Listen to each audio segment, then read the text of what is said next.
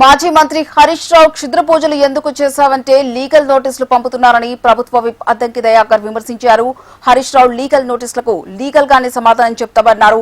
BRS హయాంలో తనను జైల్లో పెట్టినా పోరాటాలు చేశామని తెలిపారు. అమ్మవారి మీద ప్రమాణం చేసి క్షుద్ర పూజలు చేయలేదని హరీష్ రావు చెప్పగలరా అని ప్రశ్నించారు.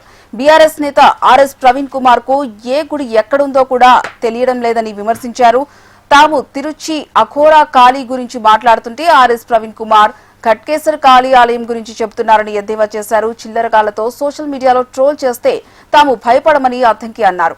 అఘోరా కాళీ అమ్మవారిపై ప్రమాణం చేసి తాను ఎలాంటి క్షుద్ర పూజలు చేయలేదని హరీష్ రావు చెప్పాలన్నారు. లేదంటే తెలంగాణ సమాజానికి అఘోరా కాళీ దేవాలయం వద్ద ముక్కు నేలకు రాసి క్షమాపణ చెప్పాలని హెచ్చరించారు.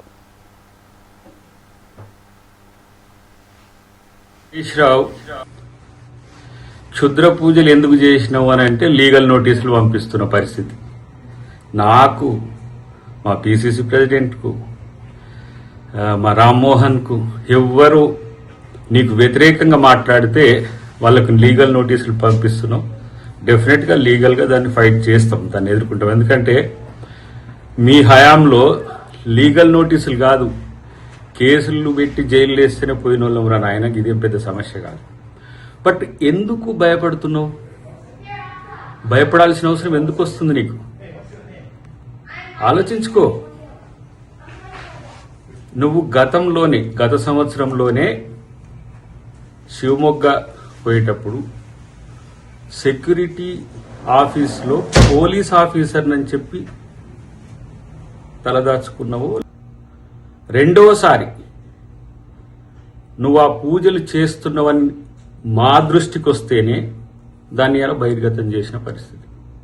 దానికి ఉలిక్కి పడుతున్నావు. అమ్మ మీద ప్రమాణం చేసి నేను అక్కడ ఏ పూజలు చేయలేదని నువ్వు ప్రకటిస్తావా? ఈయన ఘట్కేసర్ అఘోరా కాళీ టెంపుల్ గురించి మాట్లాడుతున్నావు. నువ్వు political comedian mister Praveen. America చెప్తుంది నీ గురించి, ఎక్కడ ఏమేమి అక్రమాలు చేసినావు, దందాలు చేసినావు, ఎట్లా అబ్యూజ్ చేసినావు, ఏమేమి బ్రాండ్లు తీసుకున్నావు అన్నీ కూడా ఇక్కడ సమాచారం ఉంది. కానీ రాజకీయంగా మాట్లాడేటప్పుడు సీరియస్నెస్ ఉండాలి. అద్దంకి దయాకర్ అంటోడు ఒక మాట మాట్లాడితే ఆ గొంతుకు చాలా నిజాయితీ ఉంటుంది. ఇండియాలో తెలుగు వాళ్ళ కాడ కాదు, ఇగో అమెరికా వచ్చినా సరే ఒక ప్రకటన అద్దంకి దయాకర్ చేసినట్టు దానికి కమిట్మెంట్ ఉంటుంది. ఇది పీడితుల గొంతుక, తెలంగాణ గొంతుక.